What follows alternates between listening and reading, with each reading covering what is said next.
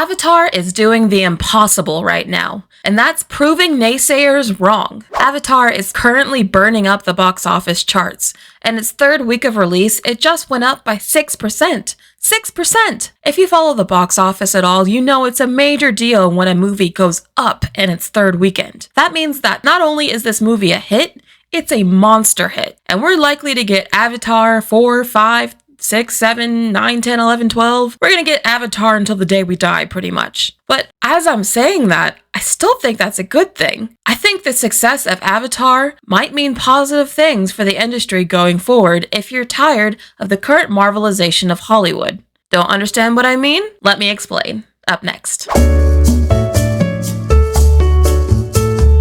The term Marvelization refers to the way that Marvel's success has influenced the wider Hollywood film industry. Many studios have tried and failed to replicate Marvel's success over the years. But all this trying to copy Marvel has led to a film landscape that has been pretty stale and barren for the last couple of years. What I mean by that is, when you go to the movies now, all there is to see is either comic book movies, other blockbusters that are trying to act like comic book movies, or smaller niche films that only appeal to the industry and don't really appeal to mainstream audiences at all. There's not really a variety of options anymore, and a lot of people contribute that to the success of Marvel and how every studio has tried to copy them. But we have had two films this year that have bucked the Marvel trend. That is Top Gun: Maverick and Avatar. And here are my reasons why I think Avatar is intentionally going against the grain and doing the opposite of a lot of what Marvel has been doing over the years, and why I think that has been the key to Avatar's success so far. But reason number one, Avatar is something new and different in a landscape that feels really tired and repetitive. In a world where a lot of blockbusters are all starting to have the same Whedon-esque humor to it, and the same sort of self-aware cynicism, grayish landscape,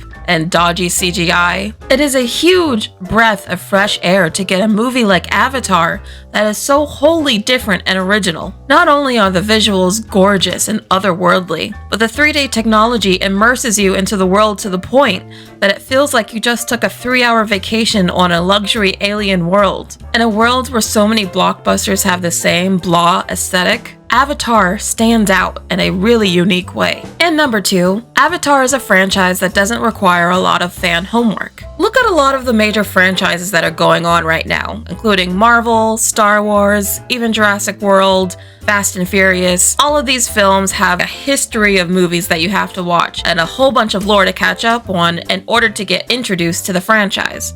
That is a big hurdle to climb for some people who may not want to watch 20 movies and 10 TV shows just to catch up on something. Not only do you only have to watch one movie to get caught up on Avatar, but the plot is so simple, I argue you don't even really need to see the first one to understand the second one. So you can just really jump into these movies at any point, which is a huge selling point for casual moviegoers. Which leads me to my third reason. Avatar is not very complicated. A lot of critics usually make fun of Avatar for saying that the plot is too simple, but I'd argue the plot of the movie is simple by design. It's meant to talk about very clear story points, very clear villains, very clear heroes, so there's nothing getting lost in translation across the world. They take very relatable stories like wanting to protect your family, wanting to find a sense of self, something that everyone can relate to. James Cameron just puts these very simple stories in a very beautiful world for everyone to take part in. And I think that's what makes these films have such broad appeal in the first place. Compare that to something like Marvel, where the mythos has been so complicated that even the most die-hard Marvel fans can't even keep up anymore, and you can understand why Avatar's more simple storytelling might be appealing to larger groups of people. Which again leads me to my fourth point, which is that Avatar is a 4-quadrant franchise. Avatar is a franchise that can appeal to anyone of any race, any age, any background, due to the fact that it's about an alien race full of blue people, so they don't look like anyone on Earth, which means that anyone can project themselves onto these characters. That gives these films massive appeal, as literally anyone could be a Na'vi. Movies like Marvel are supposed to have 4-quadrant appeal, but surveys have shown that they can't get Gen Z on board to actually like these movies, and of course older audiences don't really care about superhero films either. So right now, a lot of major franchises are depending on their core millennial fan base to keep them afloat. Avatar is something that appeals to young, old, everyone in the middle, doesn't really matter. And it's something that's going to keep that way because, again, by design, anyone could be Na'vi because they look like no one. Therefore, they can be anyone. And lastly, Avatar is a franchise that demands to be seen in theaters. A lot of movies think that they have to be seen in theaters in order to be truly enjoyed, but if anything, the box office has shown us recently that audiences are being pickier about what films they actually see in theaters. The ones that they consider to be theatrical worthy are ones that are usually big on spectacle. And boy, is Avatar big on spectacle. Yes, the film is gorgeous and beautiful, but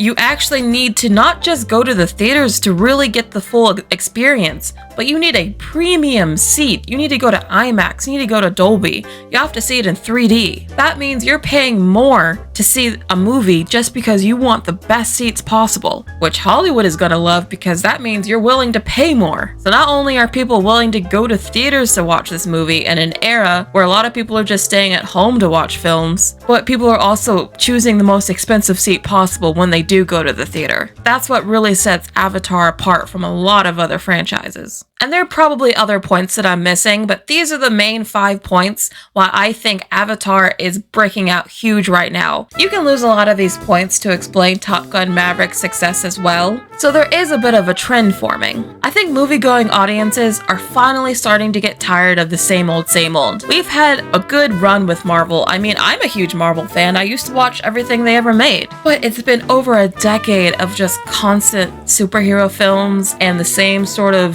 quippy Whedon-esque humor that Marvel made popular and the same cynicism that's in all these movies. I mean, I think we are all just a little bit tired and ready for something different. And I'm so glad that movies like Top Gun and Avatar did well because it shows the studios maybe we should start making more films like this and less of the other stuff. So I think, or at least I'm hoping, that Avatar's success is the turning point Hollywood needs to start making more auteur-driven, expertly crafted, big bombastic spectacle films that are great for the theater. Because if they do that, I think Hollywood could turn itself around and movies can be really popular again like they used to be. Or maybe I'm just being really idealistic. I don't know.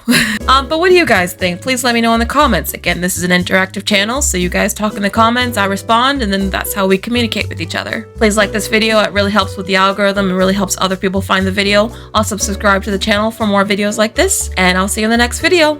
Bye guys!